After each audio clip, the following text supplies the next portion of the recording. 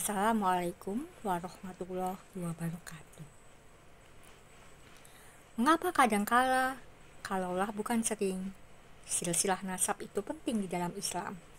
Sebenarnya, di dalam setiap agama, dalam sistem apapun itu, unsur-unsur syamanisme dan animisme itu masih ada.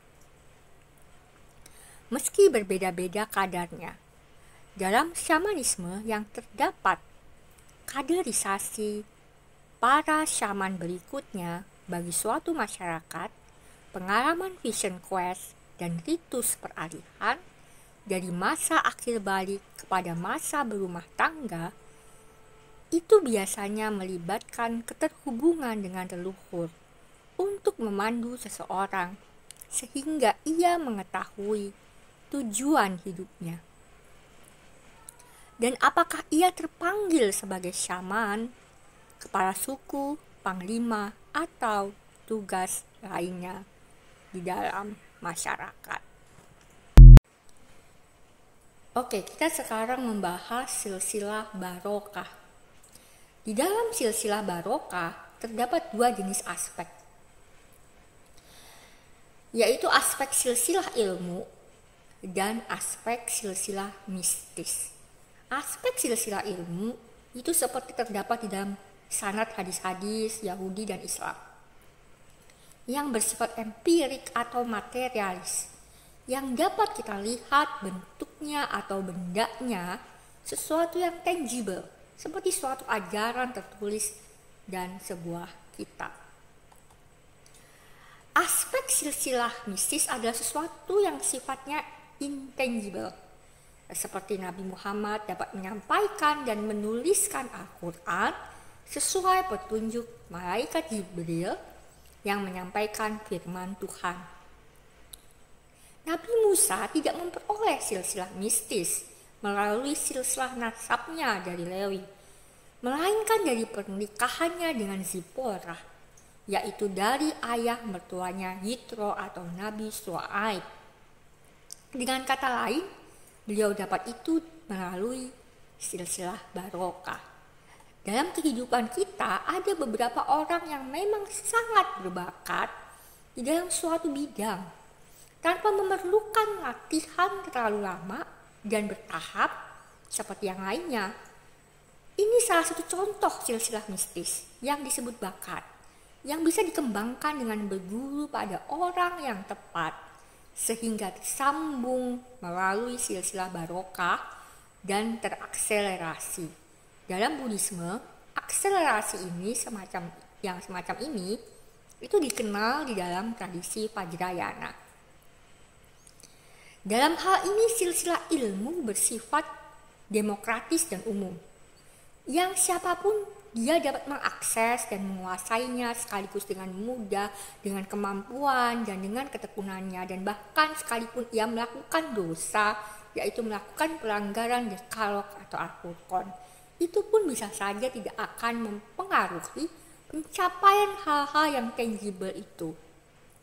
Nah, ini beda ya dengan silsilah mistis seperti yang dikatakan di dalam Al-Baqarah 53 bahwa Al-Furqan terdapat di dalam Taurat, yaitu dekalog. Maka pelanggaran dekalog kan terus menerus tanpa pertaubatan atau yang sedemikian massal dan sistematis menghapus seseorang dari suatu silsilah mistis. Nih ya, misalnya kitab The Beloved and I itu memberitahu mengenai jarak antara Nabi Eber atau Nabi Hud ke Nabi Ibrahim yang cukup jauh, disebabkan mereka yang sebelumnya memperoleh silsilah mistis itu terhapus karena tidak dapat memelihara dekalog. Di dalam silsilah mistis ini berarti seorang keturunan yang berusaha memelihara dekalog akan lebih mampu menyimak bimbingan dan petunjuk leluhurnya. Dan sebab itulah ia terpilih berada di dalam silsilah mistis ini untuk mewarisi suatu karunia atau gift dan mewariskannya.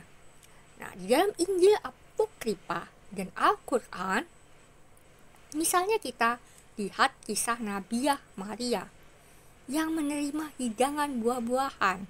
Itu sesungguhnya adalah perlambang silsilah mistis ini, karunia pohon hayat berupa buah-buah dari pohon hayat. Seperti dikatakan pada 7 ayat pertama di dalam surah Al-Baqarah, dengan menyimak Alkitab kitab itu, maka akan mendapat petunjuk. Katanya ada huda, yang merupakan asal kata dari Yahudi. Dan juga apabila mengimani yang goib, sholat, bersedekah, dan seterusnya. Bagi yang bertakwa, yaitu apa yang bertakwa artinya? Yang menggenggam harapan hanya kepada tali-tali Allah.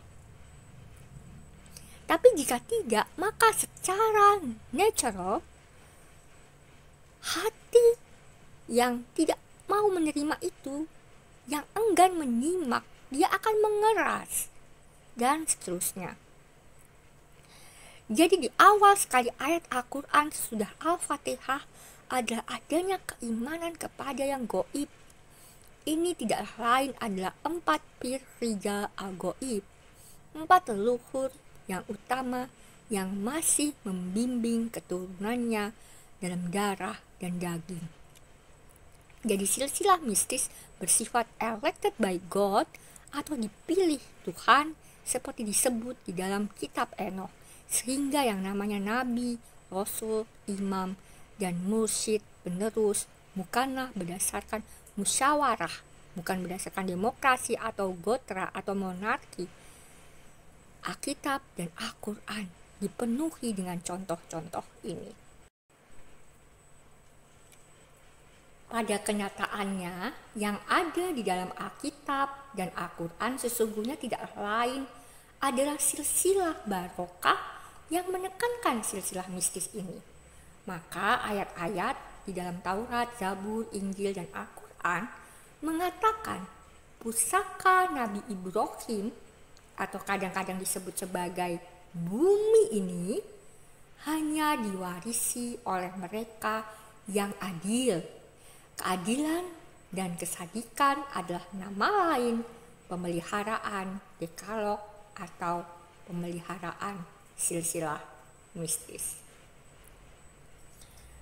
Dan kita lanjut ke dalam topik meragukan, menolak, atau menentang otoritas karena tidak mengakui silsilah. Ya.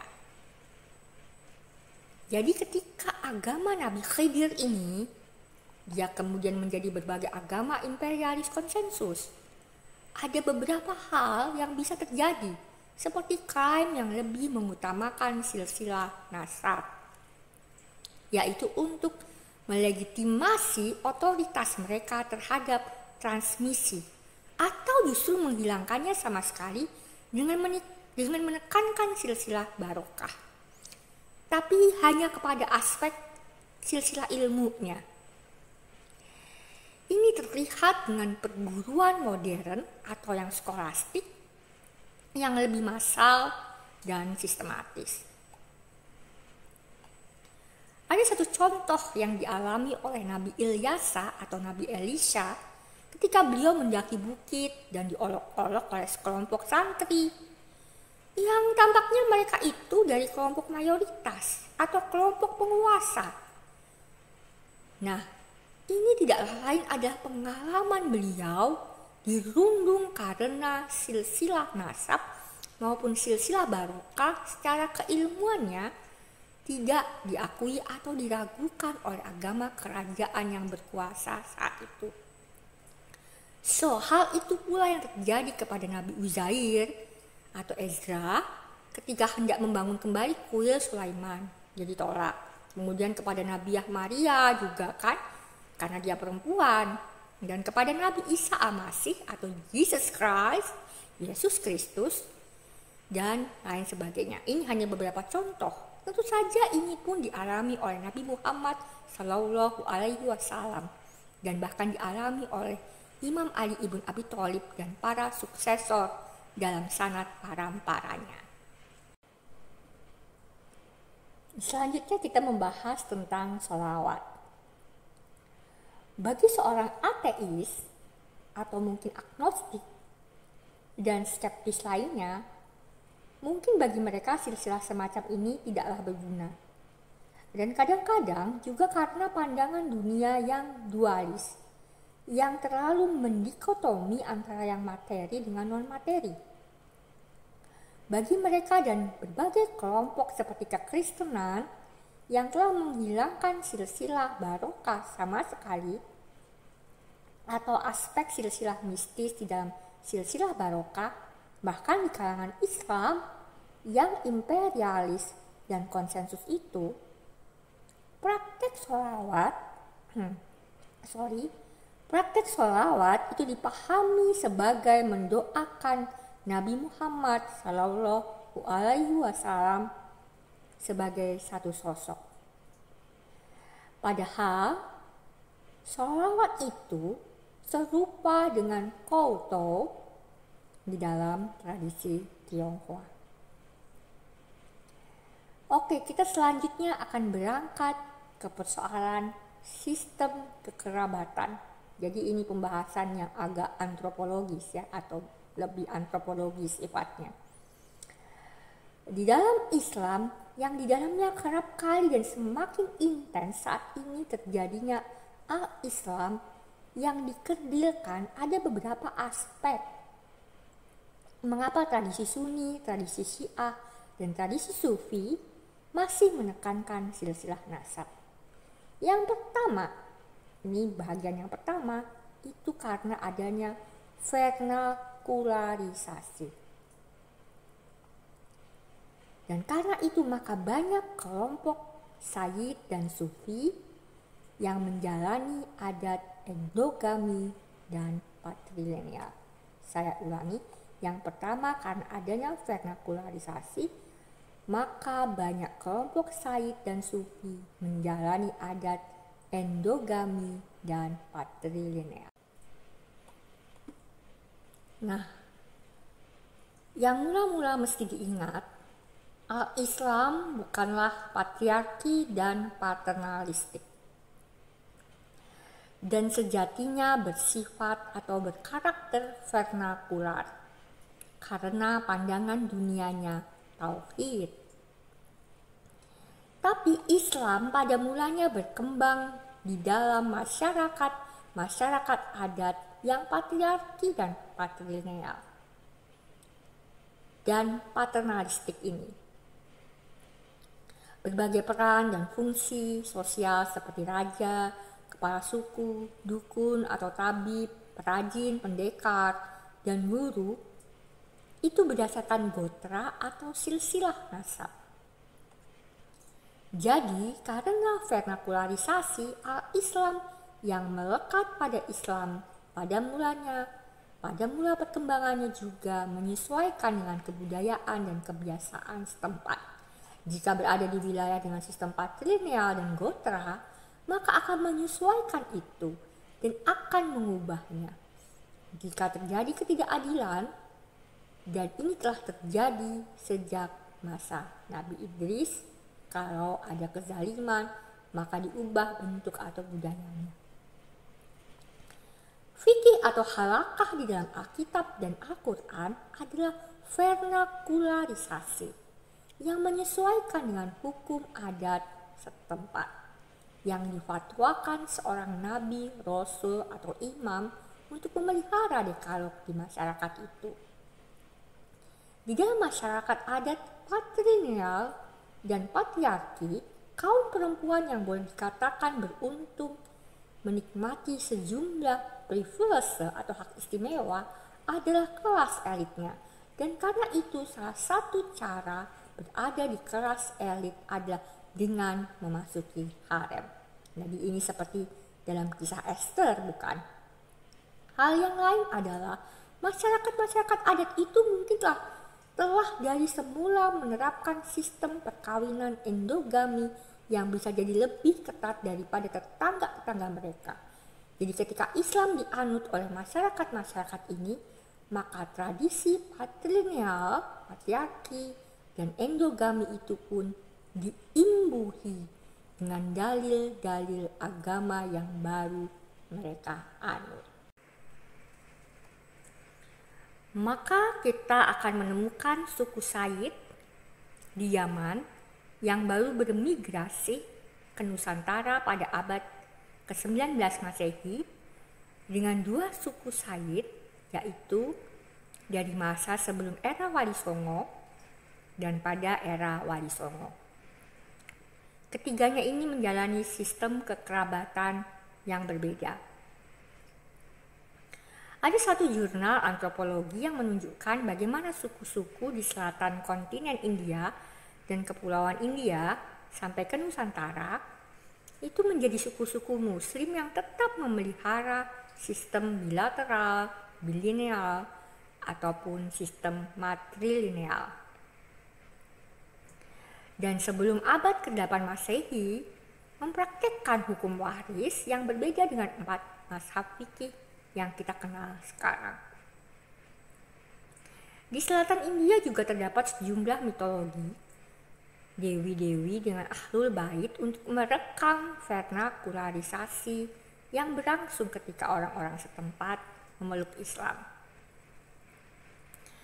Jadi kita bisa lihat mengapa selama abad ke-7 hingga 13 Masehi, kelompok Sayyid dan ahlul bait Muhammad yang pertama itu bervernakularisasi dengan melakoni adat milenial, bilateral, ataupun matrilineal yang umum ada di Nusantara daripada suku-suku yang patrilineal. Ini misalnya termasuk putri-putri keturunan Nabi Muhammad yang menikah dengan pemuda setempat, biasanya kaum bangsawan setempat. Di masyarakat adat semacam itu justru peran ibu lebih dominan. Akhirnya lebih memungkinkan Islamisasi berlangsung natural dari ibu kepada anak-anaknya. Abad ke-14 Masehi sampai abad ke-8 Masehi adalah kelompok Sayyid dari wilayah Tiongkok dan India yang berkawin-mawin dengan kelompok Sayyid dan ahlul bait Muhammad yang pertama itu tadi. Dan di dalam nafsiologi, ahlul bait artinya adalah semua penerima silsilah barokah yang memelihara silsilah mistis. Apabila yang pertama belum terkategori sebagai Syiah maupun Sunni, karena mereka hadir ke Nusantara untuk menghindari penindasan dan persekusi Kekaisaran Umayyah dan Abbasiyah, maka kategori yang kedua adalah kategori Sunni. Nah, kelompok kategori kedua ini, mereka yang melakukan Sunniisasi, yang disebut melakukan syiar Islam atau Islamisasi, kendati sebelumnya telah banyak Muslim di Nusantara yang vernakular itu tadi. Yang mereka itu non-Syiah maupun non-Sunni. Karena menurut nafsiologi, Sunni dan Syiah dibentuk dan dimapankan oleh Abbasiyah. Jika harus dikategorikan, maka saya lebih cocok untuk menyebut kelompok yang pertama sebagai Kaisaniyah. Tapi itu bukan kelompok Syiah Kaisaniyah seperti definisi dan kategorisasi sarjana orientalis maupun sarjana muslim atau sarjana Islam modern. Ini salah satu sebabnya karena hikayat Muhammad al-Hanafiyah sedemikian populer sampai abad ke-16 Masehi pun masih dibacakan di keraton-keraton atau istana-istana kerajaan. Pada babakan kedua ini, dari mazhab Hanafi kemudian beralih kepada mazhab Syafi'i yang berlangsung secara tahap demi tahap, gradual. Skolastisisme, susah banget ngomongnya, skolastisisme dan atau fikih menjadi mulai padat seperti di berbagai belahan dunia muslim yang lain pasca keruntuhan Abbasiyah dan kebangkitan dan setelah kemudian adanya kebangkitan Ottoman. Ketika pada babakan pertama mereka menguasai jalur dagang khusus ke arah Mesopotamia, Mesir, dan Eropa, yang saya sebut jalur dagang ini sebagai jalur dagang Radan, maka pada babakan kedua, jalur dagang Radan ini dikenal sebagai jalur dagang Sufi karena perkembangan Sufi sebagai katarsis dari kemunculan Abbasiyah. Gilda-gilda Radan itu kemudian menjadi gilda-gilda Sufi. Di pertengahan babak kedua, kongsi-kongsi dagang Eropa ingin memonopoli jalur dagang Sufi ini. Akibatnya, kerajaan-kerajaan Islam di Nusantara memilih berafiliasi dengan atau kepada Ottoman, dan bahkan memanfaatkan hubungan dengan Ottoman untuk nafsu kekuasaan mereka, seperti yang terjadi di Kesultanan Aceh pada abad ke-17 Masehi dengan mengguncang kepemimpinan perempuan yang ada di situ saat itu. Begitupun Mataram memanfaatkan pula konsep seperti khalifah dan menjadi patriarki. Sampai akhirnya pada penghujung babak ketiga terjadilah kolonialisme. Dan pada babak ketiga inilah kelompok Sayyid dan Ahlul Bait dari Yaman dan sekitarnya yang bersuku Arab patrilineal ataupun yang India dan patrilineal, mereka bermigrasi ke Nusantara karena kesuksesan VOC dan pemerintah Hindia Belanda yang menggiurkan sebagai tempat berdagang dan membangun industri, membangun bisnis. Perlu diingat VOC dan Belanda adalah salah satu kekaisaran pada abad ke-17 dan 18 Masehi itu yang sukses sebelum akhirnya digeser oleh kedikdayaan kekaisaran Inggris dan nanti pada masa kita saat ini adalah kekaisaran Amerika Serikat. Kalau kelompok Sayyid dan Ahlul Bait yang kedua itu tadi masih bilateral dan kolonial, meski mereka telah menjadi feodalis, kelompok ketiga bersikukuh dengan patrilineal dan patriarki mereka. Jika yang kedua tidak begitu ketat dalam hal endogami atau sudah memang dari awalnya eksogami, karena baik untuk anak laki-laki maupun perempuannya, maka yang ketiga hanya membolehkan eksogami untuk anak laki-laki. Nah, mazhab Syafi'i itu berkembang terutama di masyarakat adat patrilineal, patriarki dan endogami, sehingga untuk memelihara adat resam mereka, masyarakat adat yang telah memeluk Islam dan keluarga Sayyid maupun Ahlul Bait yang mengadopsi mazhab Syafi'i mengimbuhi adat istiadat mereka pula dengan ajaran dari Nabi Muhammad agar endogami dan paternalisme tetap dipelihara sesuai adat setempatnya. Faktor pertama ini saya jelaskan cukup panjang karena ada nilai intrinsik atau yang terinternalisasi dari masa purba itu tadi yang saya jelaskan ketika kita masih kenal dengan benar apa itu syamanisme dan animisme, sehingga diharapkan dengan tetap memelihara adat endogami dan patrilineal di dalam sukunya, terah tumerah atau keturunan tetap dapat terhubung dengan leluhurnya. Dalam kasus ini adalah Nabi Muhammad Sallallahu Alaihi Wasallam. Secara terakselerasi atau Vajrayana yang tadi itu saya sampaikan dari tradisi Buddhisme. Tentunya bagi masyarakat bilateral dan bilineal dan juga matrilineal, cara-cara lain digunakan dan pastinya tidak diperlukan imbuhan dari hadis larangan syarifah menikah dengan non-sayyid di dalam suku-suku yang bilateral dan bilineal.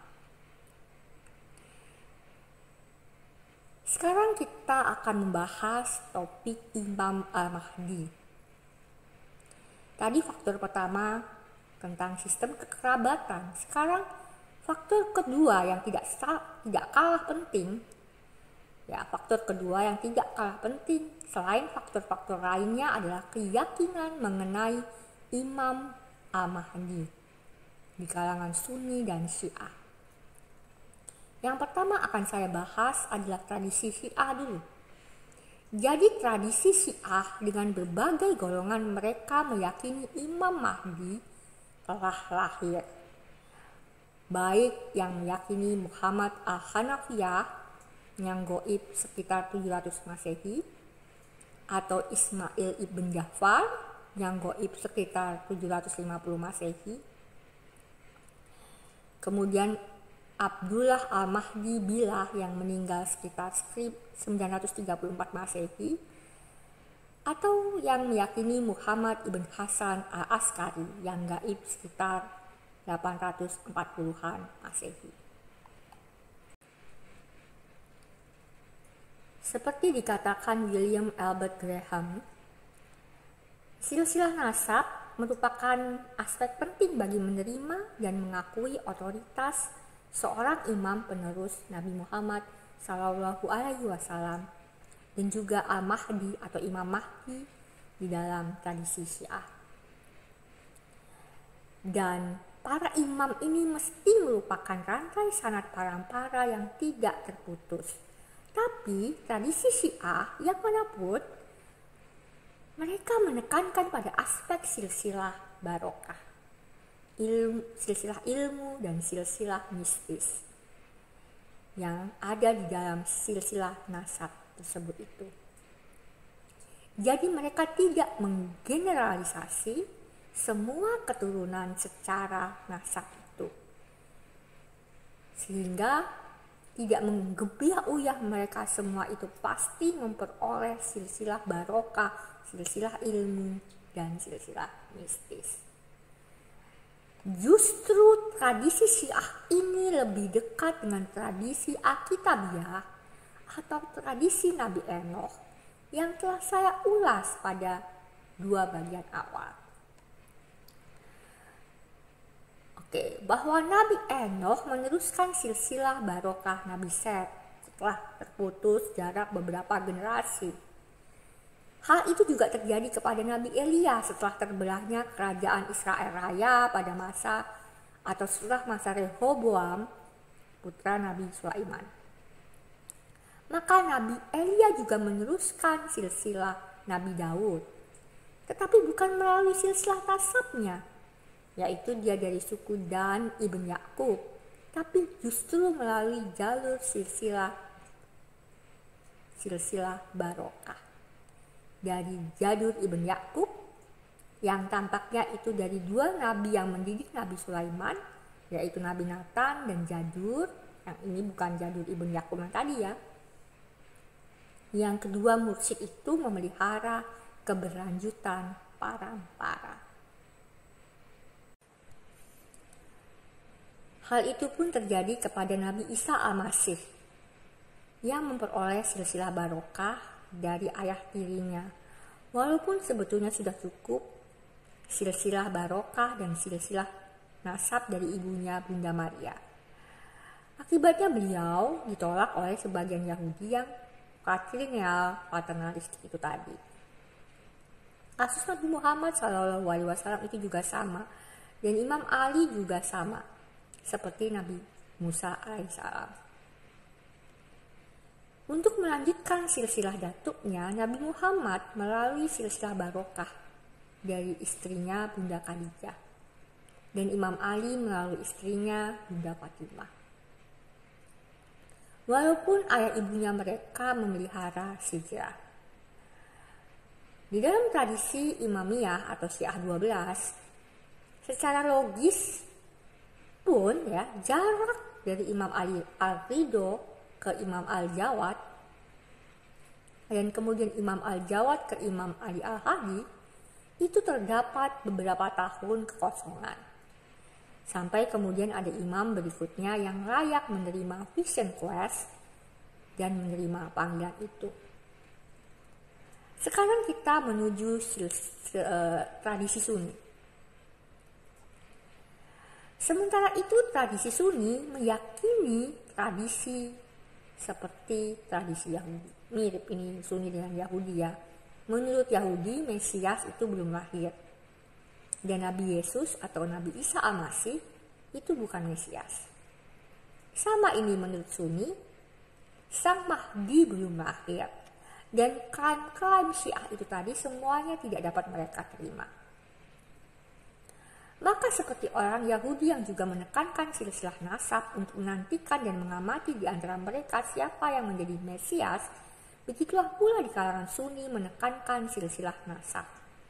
Jadi Sunni menekankan silsilah nasab untuk menantikan dan mengamati di antara mereka siapa yang akan jadi Al-Mahdi. Ada yang berkeyakinan ia dari jalur silsilah Al-Hasan, yang lain bilang dia dari jalur silsilah Al-Husain. Ada hadis yang mengatakan nama beliau adalah Muhammad dan ayahnya bernama Abdullah. Karena itu ada tradisi Sunni yang kadangkala kuat di dalam menghormati seorang sayyid.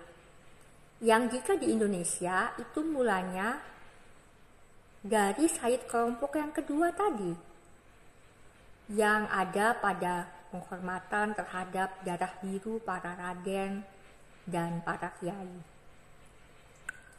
Lalu kemudian pada masa kolonial, di antara sayyid kelompok yang ketiga tadi yaitu para habib dari suku Hadramaut yang paternalistik.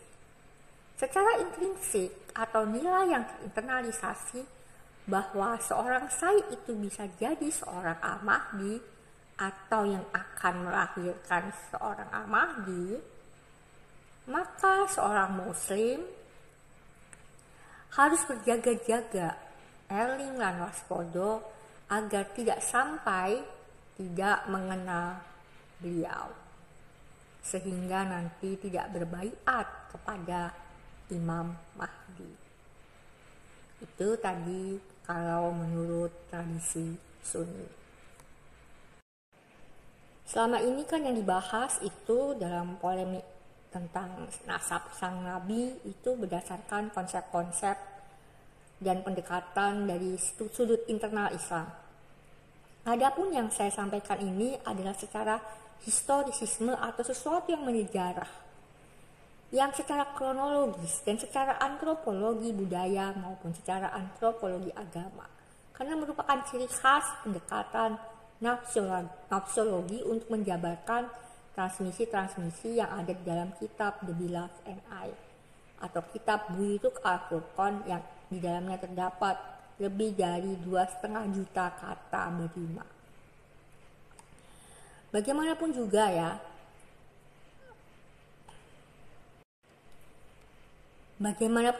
di dalam tradisi rumpun pohon hayat lainnya, silsilah nasab pun tidak sama sekali diabaikan. Karena itu ada koto di dalam tradisi Tionghoa atau memanggil arwah leluhur di berbagai masyarakat adat di seluruh dunia termasuk di Nusantara. Silsilah barokah yang menekankan aspek silsilah mistis itu juga tidak diabaikan di berbagai tradisi transmisional. Keberadaan Dalai Lama itu salah satu contohnya yang diyakini melanjutkan sanad Padma Sambhawa. Buddha Gautama sendiri atau Siddhartha Gautama itu tidak menjadi Buddha karena silsilah nasab Gautamanya.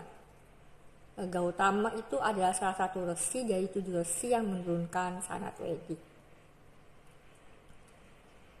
Modernisme atau postmodernisme seperti dikritisi oleh Carl Jung itu telah mencerabut kita dari mitologi dan dari tradisi yang sedemikian purba tadi atas nama peradaban dan kemajuan, tapi ada konsekuensi psikologis yang berat sebagai akibatnya, yang jelas terlihat dalam masyarakat modern dan khususnya masyarakat urban dan megapolitan.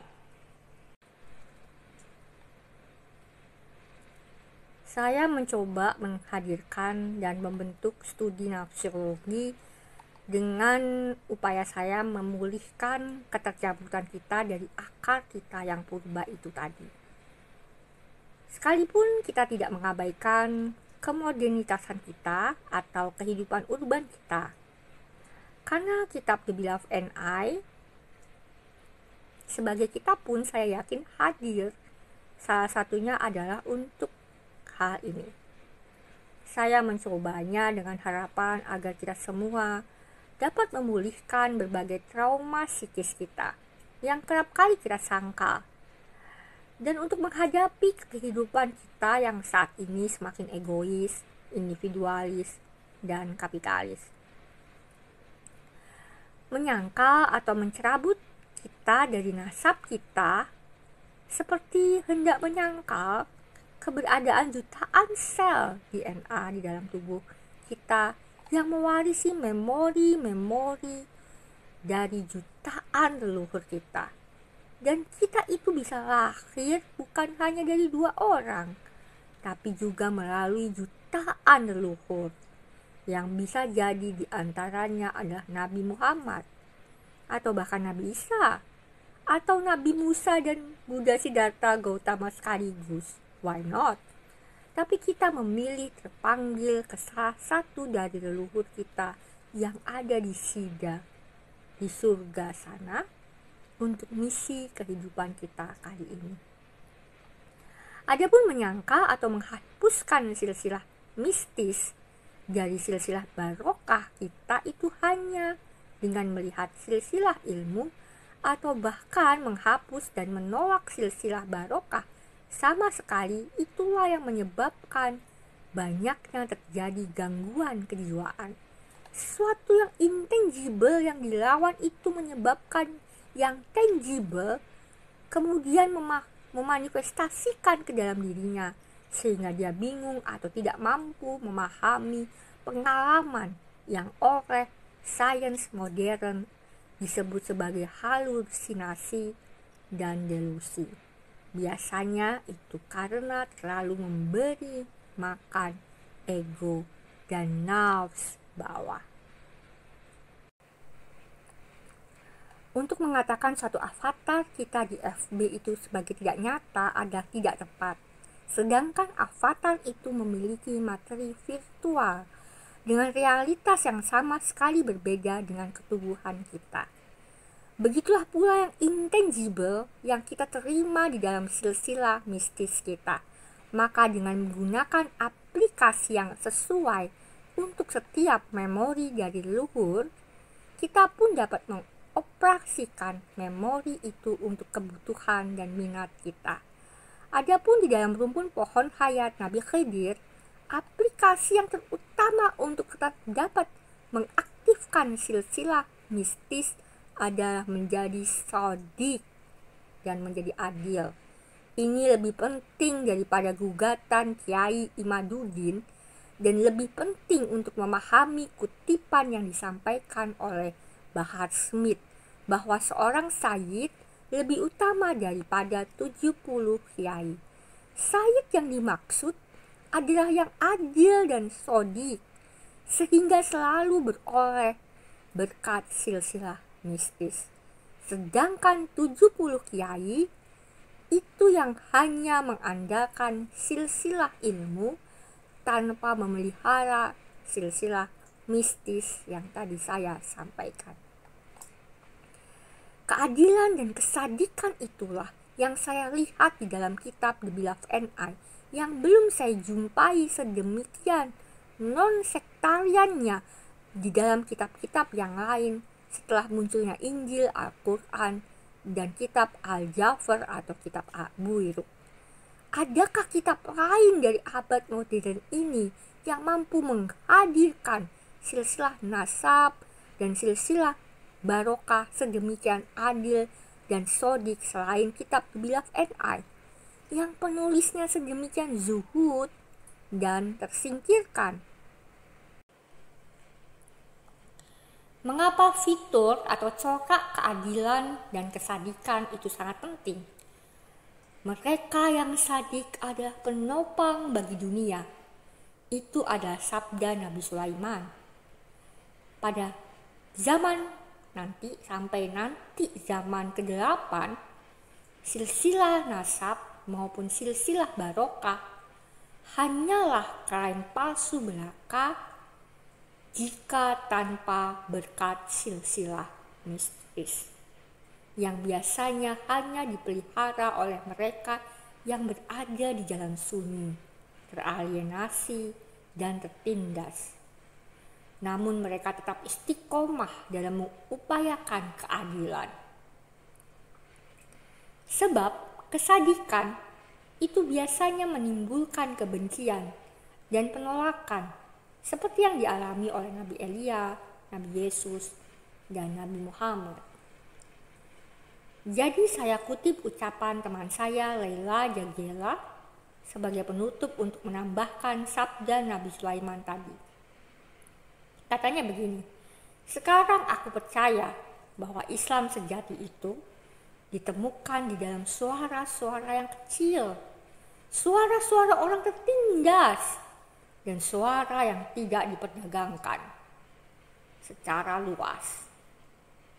Islam sejati ini adalah bersama dengan mereka yang tersingkirkan di dalam sejarah dan bukan dengan mereka kaum pemenang. Begitu kata Leila, dan Islam sejati itu tentunya adalah al-Islam. Sidamastu.